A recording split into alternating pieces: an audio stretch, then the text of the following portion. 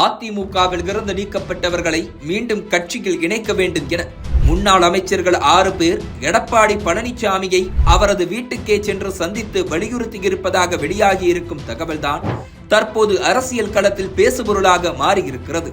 ஜெயலலிதா மறைவை தொடர்ந்து அதிமுகவின் இடைக்கால பொதுச் செயலாளராக ஒருமனதாக நியமிக்கப்பட்ட சசிகலா அடுத்த 9 மாதங்களில் அந்த பதவியில் இருந்து தூக்கி அடிக்கப்பட்டார்.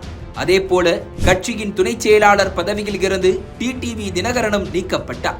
செப்டம்பர் 12, 2017 அன்று அதிமுக பொதுக்குழு நடந்தது. சசிகலாவுக்கு எதிராக தர்ம யுத்தம் நடத்திய ஓபிஎஸ் உடன் கைகோர்த்த எடப்பாடி பழனிசாமி இணை சசிகலாவையும் தினகரனையும் கட்சியை விட்டு நீக்கினர். 5 ஆண்டுகள் கழித்து ஜூலை 11ஆம் தேதி அன்று நடந்த இதே போன்ற ஒரு பொதுக்குழுவில் ஓபிஎஸ்ஐயும் கட்சியை விட்டு நீக்கிவிட்டு ஒற்றை தலைமையாக அதிமுகவை கைப்பற்றினார் எடப்பாடி பழனிசாமி.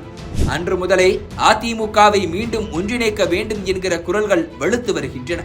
நடந்து முடிந்த மக்களவை தேர்தலில் அதிமுக அடைந்த படுதோல்வி அந்த எதிர்ப்பு குரல்களுக்கு மேலும் வலு சேர்த்துள்ளது. அதுதான் எடப்பாடிக்கு எதிராக Sengottaiyan, SP Velumani, Thangamani, CV. Shanmugam, Natham Viswanathan, KP Anbazhagan என 6 முன்னாள் அமைச்சர்களை தூண்டிவிட்டிருப்பதாக கூறுகின்றனர் அரசியல் விமர்சகர்கள். இது ஏதோ திடீரென நடந்துவிட்ட சம்பவம் அல்ல. மக்களவை தேர்தல் முடிந்து ஏறக்குறைய 1 மாதத்திற்கு பிறகு மே 12ஆம் தேதி செய்தியாளர்களை சந்தித்தார் சட்டத்துறை அமைச்சர் ரகுபதி.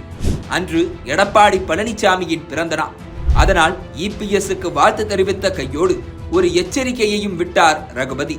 ஜூன் 4க்கு பிறகு எடப்பாடி பழனிசாமி தலைமையிலான அதிமுகவில் பிளவு ஏற்படும்.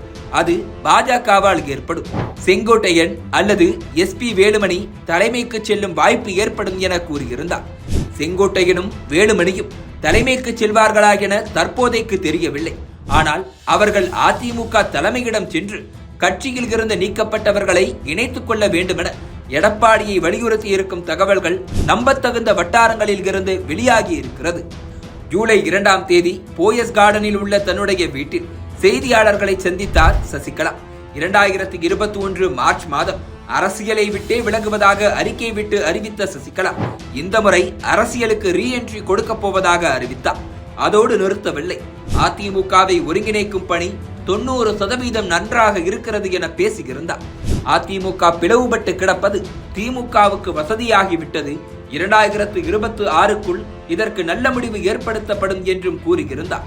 இந்த பேட்டிக்கு பதிலடி கொடுத்த எடப்பாடி பழனிசாமி ரீஎன்ட்ரி கொடுக்க அரசியல் என்ன கார்ப்பரேட் அலுவலகமா என கேள்வி எழுப்பினார். ஆனால் கட்சி ஒருங்கிணைப்பு பணி 90% முடிந்துவிட்டதாக சசிகலா கூறியதை குறித்து எதுவும் கூறவில்லை.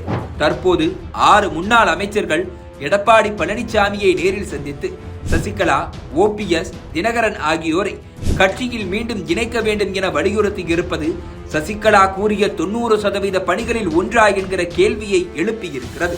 சட்டத்துறை அமைச்சர் ரகுபதி மற்றும் சசிகலாவிடம் இருந்து வந்த இந்த ஹிண்ட்டுகளை எடப்பாடி பழனிசாமி கவனித்தாரா? கவனித்தும் அமைதி காத்தாரா?